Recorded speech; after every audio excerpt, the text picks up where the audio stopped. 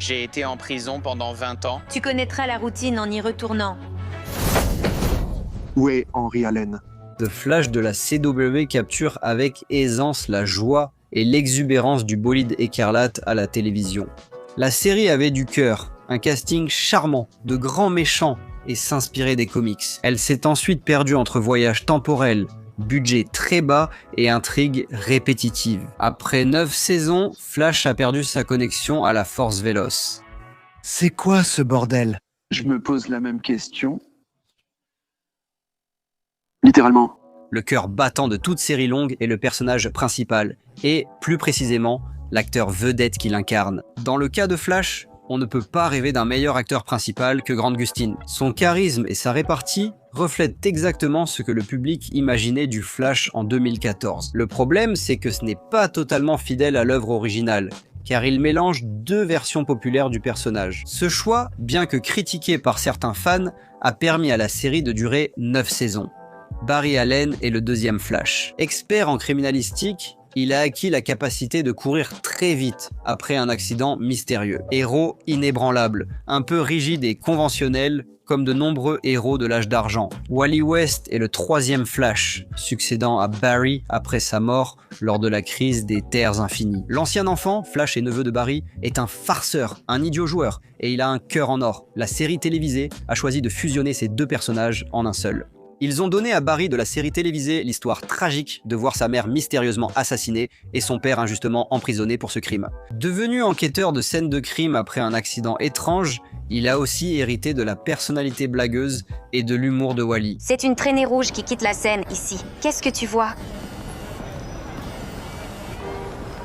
Je vois que tes petits copains t'appellent. Honnêtement, ça marche très bien. Même dans les pires moments de la série, Barry Allen, joué par Gustin, reste exemplaire. C'est en grande partie grâce à la capacité de Gustin à rester attachant, même lorsque Barry choisit de voyager dans le temps et de réécrire la chronologie pour la 459e fois. La première saison de la série est un procédural de super-héros délicieusement classique, où Barry, désormais doté des pouvoirs de la force véloce, doit arrêter des méchants différents chaque semaine, tout en affrontant une menace plus vaste, incarnée par un mystérieux antagoniste nommé Eobard Town, alias le Reverse Flash. Je ne ressemble pas à Flash. D'aucuns diraient même l'inverse. On apprend que le mentor de Barry, Harrison Wells, est en fait Thawn. La première saison, souvent jugée la meilleure, pose de bonnes bases et exploite bien le concept du méchant de la semaine. La révélation du méchant est excellente, la chimie des personnages secondaires fantastique, et qui n'aime pas Captain Cold? Ouais, mon pote. Franchement, le pire cette saison, c'est le costume affreux de Barry. Quel coureur pro choisirait du cuir rouge? Et le casque ne va pas du tout à son visage. Quand la saison 2 est arrivée, tout le monde était curieux. Allait-il réussir à maintenir la qualité? Il y avait eu une série Flash dans les années 90, mais elle n'avait duré qu'une seule saison. La saison 2 allait être décisive pour cette nouvelle version. Heureusement, ça a marché. Le principal méchant de la saison 2 est Zoom, doublé par Tony Todd, qui évoque davantage un vilain de film d'horreur qu'un ennemi habituel de Flash.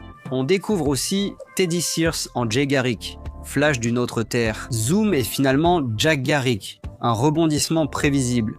Le twist avec Eobard Town avait mieux marché. Celui-ci donne un peu l'impression qu'ils essayaient de créer un rebondissement à la Monsieur Night Shyamalan, alors que ce n'était pas nécessaire. Ensuite, la saison 3 commence à devenir un peu trop formatée. Cette saison se concentre sur le voyage dans le temps dans les comics. Vers le milieu des années 80, il a été admis que Flash courait assez vite pour remonter le temps. Cette saison illustre une adaptation trop complexe et longue du crossover Flashpoint de Geoff Johns. Dans cette réinterprétation très libre, Barry décide de remonter le temps pour tenter d'empêcher le meurtre de sa mère. Cela crée une nouvelle ligne temporelle et engendre le méchant Savitar. Cependant, Barry découvre aussi que dans ce nouveau futur, Iris West, sa sœur adoptive et son amoureuse, oui, c'est bizarre, meurt, alors il passe toute la saison à essayer de remettre le fameux génie du voyage dans le temps dans sa bouteille. Le point culminant est le sacrifice de Barry dans la force véloce, révélant sa maturité et ses remords. Mais tu dois continuer à vivre ta vie, continuer à grandir, continuer à aimer, continuer à courir pour moi. La saison 4 change vite d'avis et se concentre sur le penseur comme méchant principal. Les créateurs semblaient hésiter à remettre un speedster en grand méchant. Ils ont choisi une autre voie sans vraiment savoir quoi faire.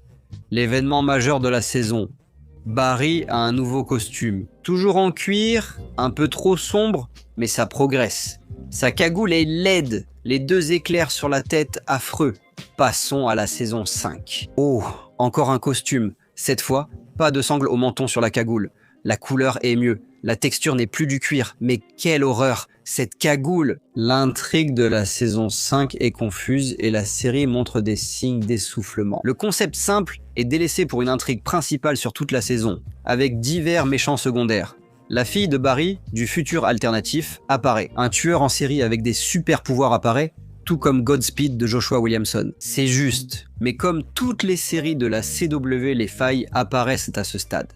Surtout sur les voyages dans le temps. Les saisons 1, 3 et 5 comportent toutes beaucoup de voyages dans le temps. Il est compréhensible qu'un spectateur occasionnel pense à tort que le concept principal de la série est le voyage dans le temps pour ados.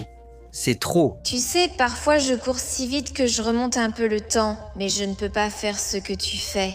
Les saisons 6 et 7 offrent des épisodes frustrants, des personnages compliqués et le meilleur costume de Flash. Il est élégant, la cagoule épouse bien sa tête. Pour les saisons 6 et 7, il y a le crossover Crisis on Infinite Earths, mais aussi beaucoup d'épisodes de remplissage. La saison 8 a le crossover Armageddon, qui aurait pu être cool, mais qui est en fait plutôt ennuyeux. Des discussions ont eu lieu pour finir la série, mais la CW l'a renouvelée pour une dernière saison de 13 épisodes. Bienvenue à nouveau, allons-y. Les fans espéraient que cela pourrait être le véritable adieu sans retenue dont la série avait besoin. Malheureusement, la saison 9 essaye de le faire, et échoue. La mort rouge est insignifiante, tandis que Cobalt bleu a une vitesse négative, rendant ses pouvoirs agaçants et trop pratiques. Il ressuscite Reverse Flash, Zoom, Savitar et Godspeed afin de former une alliance. Finalement, on se rappelle surtout la qualité des premières saisons et la médiocrité actuelle. Et encore, du voyage dans le temps. La saison 9 boucle la boucle. Barry revenant à la nuit du meurtre de sa mère et tentant encore de l'empêcher. La saison regorge de boucles temporelles, de paradoxes et de la force négative contrôlant l'entourage de Barry. Ça essaie constamment de te convaincre que les histoires de voyage dans le temps sont importantes et différentes de toutes les autres intrigues de voyage dans le temps qu'on a déjà vues. Mais ça fait 9 saisons qu'on fait ça. C'est trop peu, trop tard. C'est un point fixe. Tu savais que ça allait arriver. Le problème avec les multivers et les intrigues de voyage dans le temps, c'est que les enjeux sont tellement élevés que tout compte. Et donc, rien ne compte vraiment. La saison commence littéralement avec Barry qui montre à Iris un livre de tous les événements qui vont se produire dans leur futur. C'est nul. Évidemment, ils choisissent de le jeter, ce qui enlève toute la tension dramatique de la suite.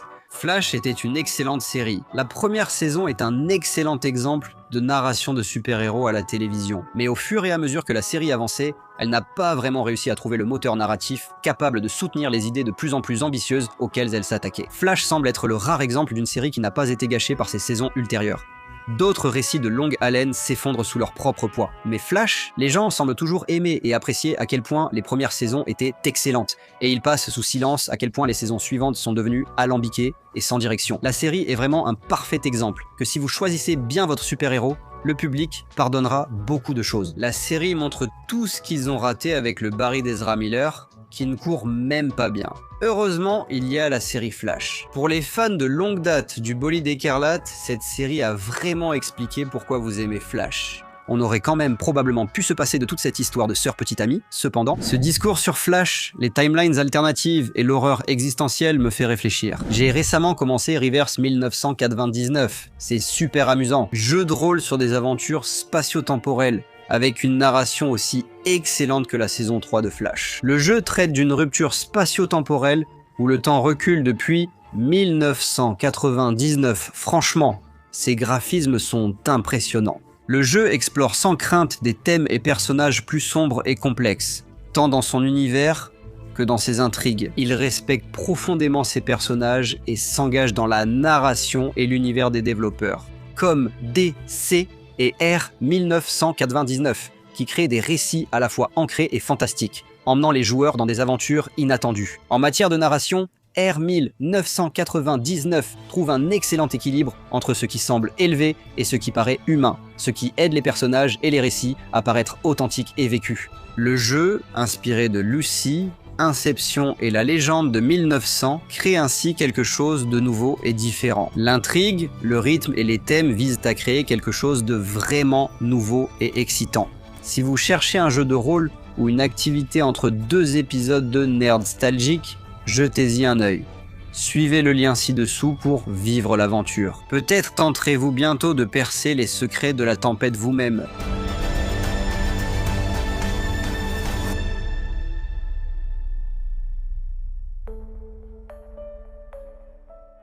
C'est tout pour cet épisode. Likez, commentez et abonnez-vous pour plus de vidéos similaires.